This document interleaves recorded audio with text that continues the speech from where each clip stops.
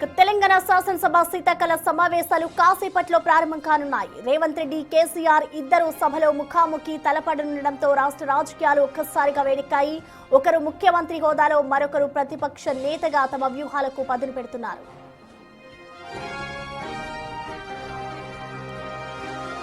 ఈ సమావేశాల్లో ప్రధానంగా కృష్ణానది జలాల అంశంపైనే నీళ్ల పోరు సాగనుంది. గత 10 ఏళ్ల బీఆర్ఎస్ పాలనలో ప్రాజెక్టుల విషయంలో జరిగిన ఒప్పందాలు, కేసీఆర్ సంతకాలు తెలంగాణకు ఎలా శాపంగా మారాయో వివరించేందుకు ముఖ్యమంత్రి Revanth Reddy power point presentation అస్త్రాన్ని సిద్ధం చేశారు.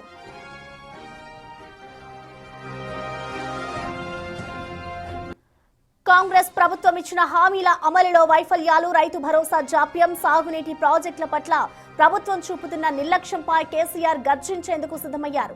ఎర్రవెల్లి నుంచి నిన్నే హైదరాబాద్ చేరుకున్న ఆయన నేడు నేరుగా సభకు హాజరు కానున్నారు. ఇక సాగునీరు, రుణమాఫీ, బీసీ రిజర్వేషన్లు వంటి అంశాలపై చర్చ జరగనున్న నేపథ్యంలో అధికార విపక్షాల మధ్య తీవ్ర స్థాయిలో వాదోపవాదాలు జరిగి సభ గందరగోళంగా మారే అవకాశం ఉందని విశ్లేషకులు భావిస్తున్నారు. ఇటు కాంగ్రెస్, బీఆర్ఎస్ పార్టీలు ప్రజల దృష్టిని మళ్లించడానికి డ్రామాలు ఆడుతున్నాయని, ఈ రెండు పార్టీలు లోపాయకారిగా ఒక్కటేనని బీజేపీ ఆరోపిస్తోంది. ప్రజల సమస్యలను పక్కన పెట్టి వ్యక్తిగత విమర్శలకే సభను పరిమితం చేస్తున్నారని కమలనాథులు విమర్శలు గుప్పించారు.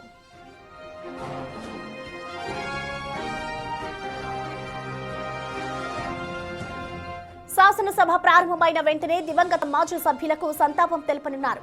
అనంతరం డిప్యూటీ స్పీకర్ ఎన్నిక ప్రక్రియ ఉండనుంది. శాసనసభ, శాసన మండలిలో ప్రశ్నోత్తరాలు రద్దు చేశారు.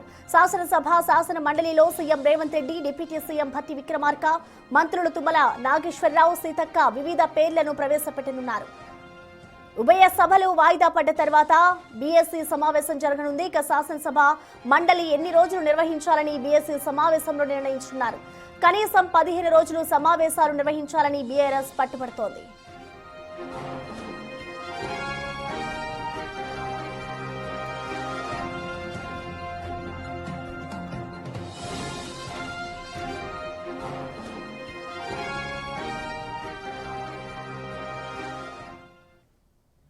దీనికి సంబంధించిన మరింత సమాచారాన్ని మా ప్రతినిధి వెంకట్ అందిస్తారు. వెంకట్, మనం చూస్తున్నాం మరికొద్ది సేపట్లో అయితే ఇటు అసెంబ్లీ సమావేశాలు ప్రారంభం కాబోతున్నాయి కాబట్టి ఇటు బీజేపీ వర్షన్ ఇటు అసెంబ్లీలో ఈ విధంగా ఉండబోతుంది అనుకోవచ్చు. అసలు ఏ అంశాల మీద ముందుకెళ్తుంది అనుకోవచ్చు వెంకట్?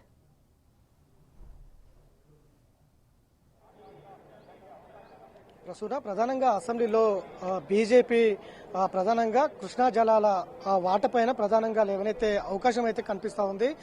దీని మీద ఇంతకుముందే ఏదైతే బీఆర్ఎస్ అధినేత కేసీఆర్ బీజేపీ ఒక శనిలా పట్టుకుంది, పాలమూరు రంగారెడ్డి ప్రాజెక్టుకు అడ్డుపడుతోంది, చంద్రబాబుతో కుమ్మక్కయ్య అన్నది ప్రధాన కామెంట్ చేసినటువంటి నేపథ్యంలో బీజేపీ ధీటుగా ఈ కృష్ణా జలాలకు సంబంధించిన అంశంలో ధీటుగా సమాధానం చెప్పేందుకైతే బీజేపీ సిద్ధమవుతుందని చెప్పుకోవచ్చు. వీటితో పాటు 6 గ్యారెంటీలు కావచ్చు, 6 గ్యారెంటీలతో పాటు రైతులకు ఇచ్చినటువంటి హామీలు కావచ్చు, మహిళలకు ఇచ్చినటువంటి హామీలు కావచ్చు, ఫ్యూచర్ సిటీ కావచ్చు, అట్లనే మున్సిపాలిటీల విలీనం కావచ్చు, ఇట్లా హిల్ట్కు సంబంధించిన కొత్త పాలసీ వచ్చింది కాబట్టి హిల్ట్కు సంబంధించిన అంశంలో కావచ్చు, ఇట్లాంటి అంశాలు ప్రధానంగా లేవనెత్తే అవకాశం అయితే కనిపిస్తుంది. గతం నుంచి కూడా బీఆర్ఎస్ బీజేపీని టార్గెట్ చేస్తుంది, ఇటు కాంగ్రెస్ పార్టీ కూడా బీజేపీని టార్గెట్ చేస్తున్నటువంటి నేపథ్యంలో అధికార ప్రతిపక్ష పార్టీలకు చెక్ పెట్టేందుకైతే పూర్తిగా బీజేపీ సన్నద్దమవుతుంది అనేది చాలా స్పష్టంగా అర్థమవుతుంది. నిన్న బీజేపీ రాష్ట్ర కార్యాలయంలో బీజేపీ సమావేశంలో కూడా కృష్ణా జలాలపైన తెలంగాణకు వచ్చినటువంటి వాటా ఎంత, బీఆర్ఎస్ అధినేత గతంలో కేసీఆర్